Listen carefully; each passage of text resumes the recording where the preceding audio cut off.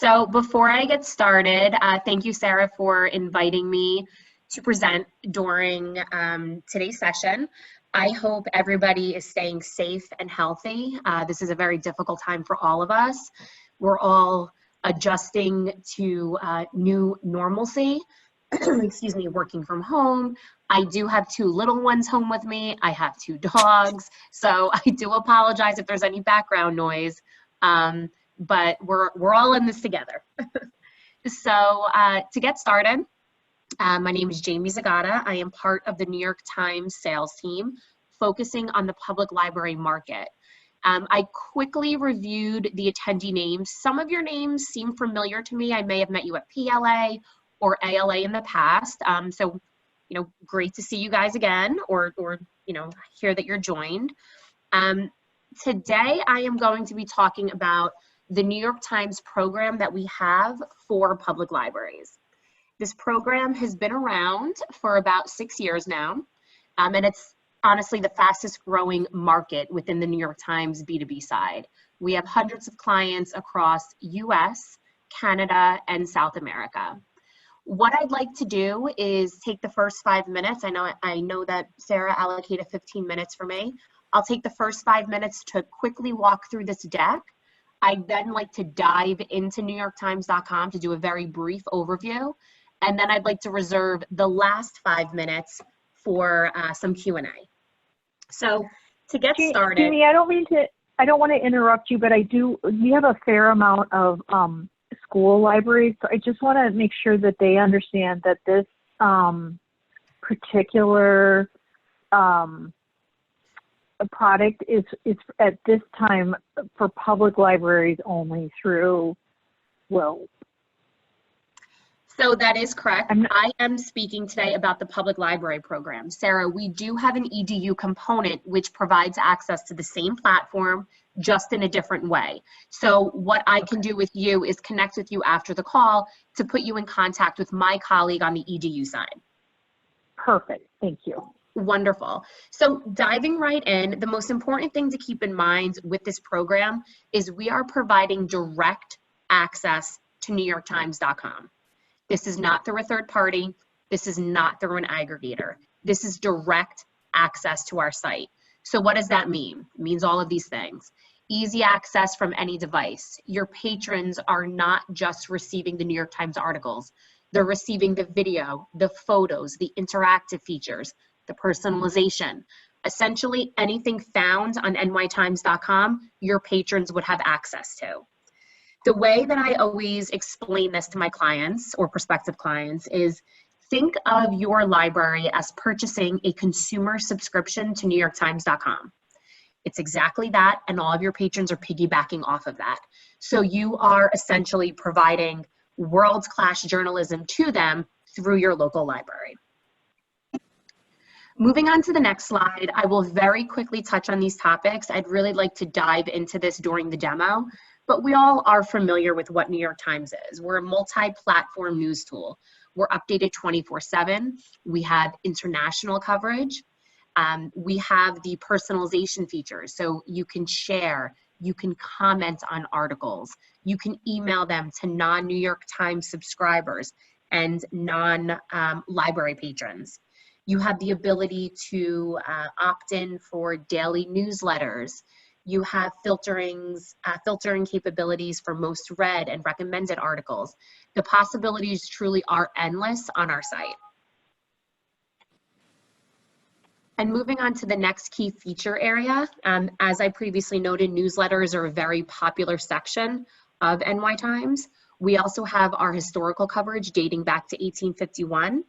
As well as search capabilities, which we will dive into during the demo. The next thing I'd like to discuss is how our access works. We have an on-site component as well as an off-site component, both of which are rolled up and packaged into one overall price point. The on-site access is IP-based, very simple, very straightforward. You provide us with all of the IPs linked to your library. We implement those IPs in our system, and any patron that is coming from a registered IP would have unrestricted access. So this, of course, is your terminal computers, your employee computers, and then any patron utilizing their own device while connected to Wi-Fi. The next piece that we have is our offsite model. Our offsite model is a bit unique. So what we do is we provide your library with one unique URL. Please swap out this word code for URL. Think of it as a URL. That's exactly what we're providing. It is only for your library, and it has a set number of annual activations attached to it. Each activation grants 72 hours of access. So for example, if I am a patron from the privacy of my own home, I just want to pull up the offsite example. If I'm a patron from the privacy of my own home, I navigate to your site and I click on the New York Times logo.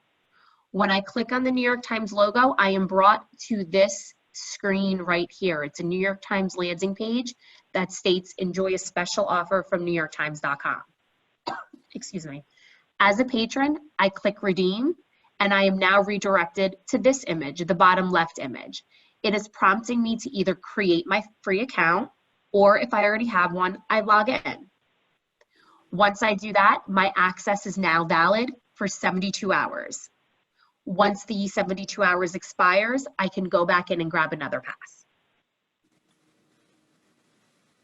Are there any questions related to the offsite model?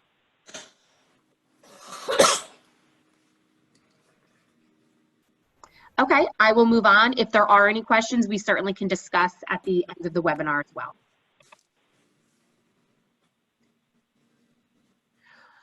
Some of the additional value add services that we include, we are more than happy to host webinars for your staff and or faculty on how to navigate NewYorkTimes.com and how to explain the access to your patrons. We also offer a customized banner free of charge found on our on-site model. We also provide complimentary promotional materials such as bookmarks, table tents, or any type of digital signage that you may need. And then lastly, of course, we provide usage reports.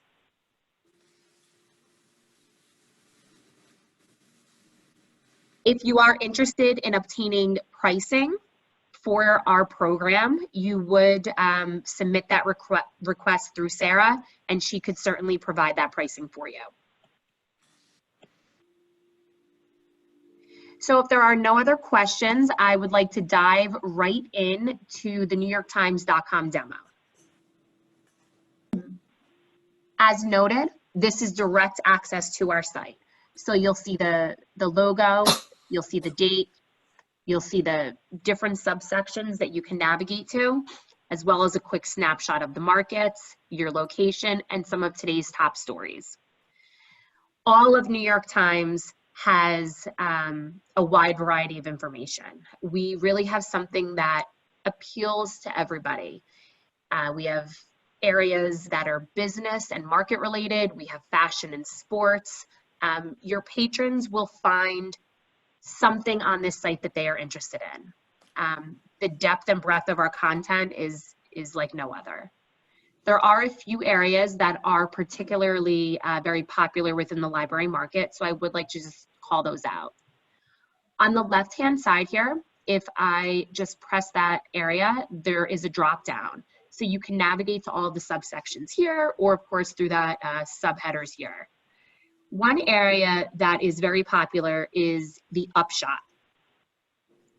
This is an area that launched, I'd say about 2 years ago, and it is a combination of analytical data teamed with data visualizations. So let's click open the coronavirus in the US, how fast it's growing. Of course, this is a topic that is everywhere.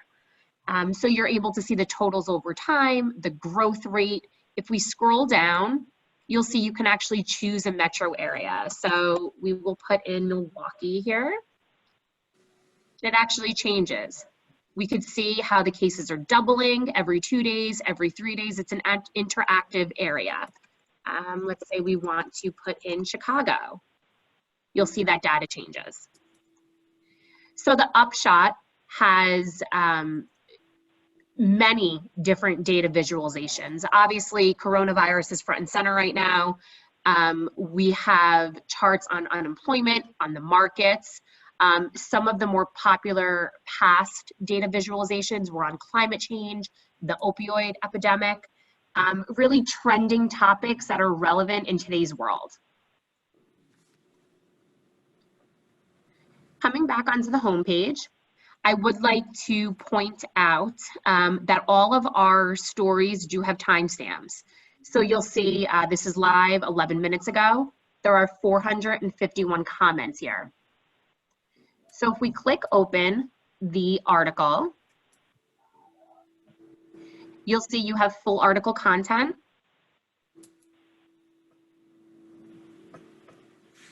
And if you scroll down, you will see the content as well as any corresponding pictures. And in the top right-hand side, you can comment, you can save it for later, or you can share it to various social media platforms.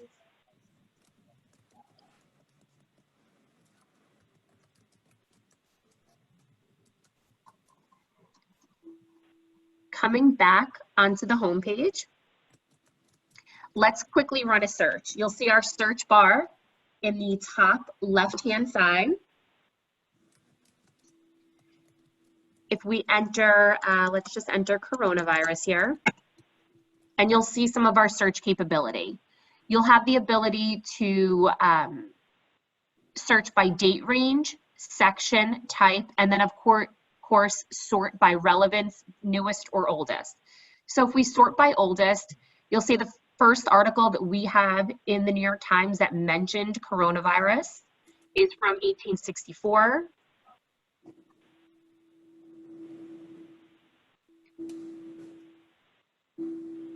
And I'm not sure exactly what this is mentioning here. We probably should have put it in parentheses. So there's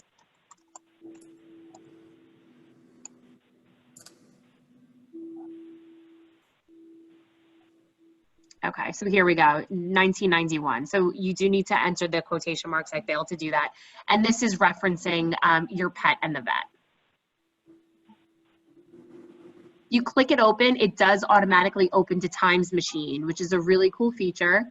It is showing on the left-hand side the full article content, and then the image is the actual area of the paper that day in 1991 that shows the article the full article content and the rest of the page.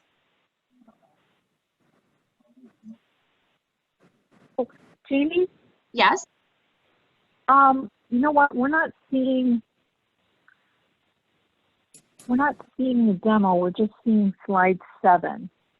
Oh, I'm sorry. I wonder if you have to, I think what you have to do is go into the slide share and then share your next screen. It's not seamless, like go to meeting. Here we go. There we go. Okay. I'm sorry about that. Sorry, I didn't catch that sooner. I'm sorry, and I just saw the comments coming up. I'm sorry. So really quick, I do just want to, so this is the Times Machine. We entered the search, we pulled it up. On the left-hand side, full article content. Over here is showing where the article was in that day's print edition from 1991. And then the rest of the page. So this is really cool. It shows any corresponding ads that may be mentioned there.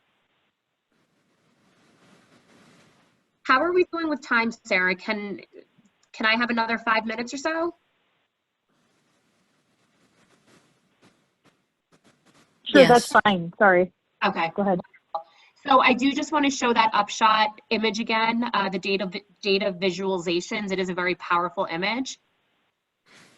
So as you can see, it's very interactive. You can click totals over time, growth rate, recent changes, and down here, I entered Milwaukee, and you see this information pop up. And then if we enter Chicago, you will see how it changes.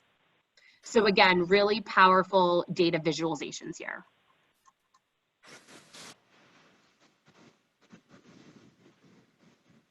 Coming back onto the home page, I would like to point out the book section.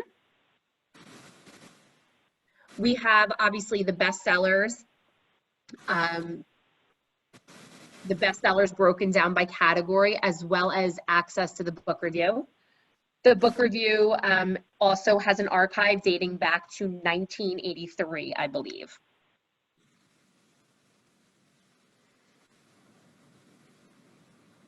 Coming back onto the homepage, this is a quick market snapshot right here on the top right-hand side.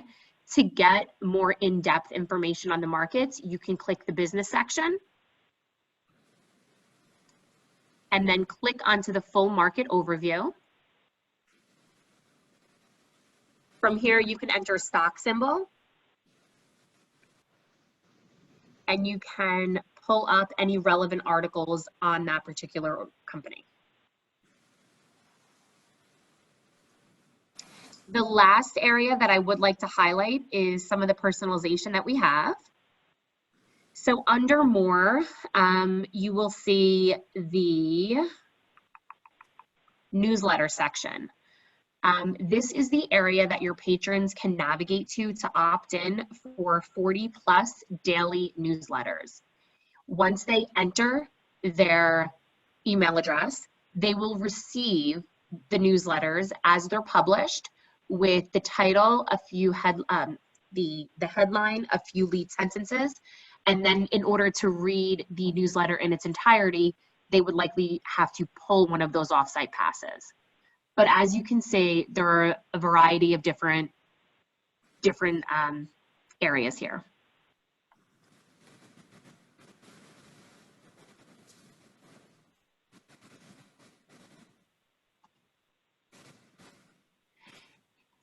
So that concludes the New York Times demo piece. I'd like to open it up to any questions that you guys may have. Anybody have any questions for Jamie?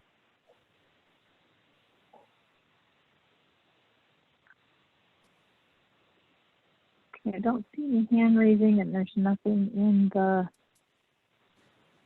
chat. Oh, good question, Noreen. Jamie, does this include content from the Sunday magazine? It does, and that is a great question. So if we click the left area right here and navigate to T Magazine, all of the T Magazine content is found on nytimes.com.